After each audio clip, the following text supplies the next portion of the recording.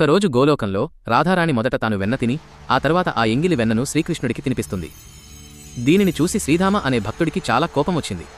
అతను, మా ప్రభువుకు మీరు ఎంగిలి వెన్న తినిపిస్తారా? దానిని మేము ప్రసాదంగా తింటాము కదా అని అంటాడు. అప్పుడు రాధారాణి, వెన్న పుల్లగా ఉందేమోనని రుచిచూసి ఎంగిలి చేశాను. కన్హా పట్ల నాకున్న ప్రేమ ఇదే అని సమాధానమిచ్చింది. కాని శ్రీధాముడు, ప్రేమ కంటే భక్తి గొప్పది. ఈ రోజు నేను దీనిని నిరూపిస్తాను అని సవాలు చేశాడు. ఆ తరువాత జై జై శ్రీకృష్ణ అని చెప్పమని అందరికీ చెబుతాడు. ఆ నామ మహిమతో ఒక చెట్టు కల్పవృక్షంగా మారి నీటిలో బంగారు తామరలు వికసించాయి. శ్రీధాముడు గర్వంగా, చూడు, నా ప్రభువు నామ మహిమతో ప్రకృతి మొత్తం మేల్కొంది అన్నాడు. ఆ తరువాత అతను ఒక కీటకాన్ని చూపిస్తూ అందరినీ రాధే రాధే అని చెప్పమన్నాడు. వెంటనే ఆ కీటకం భస్మమయ్యింది. అలాగే ఒక సీతాకోక చిలుకతో ప్రయోగం చేస్తే అది కూడా భస్మమయ్యింది.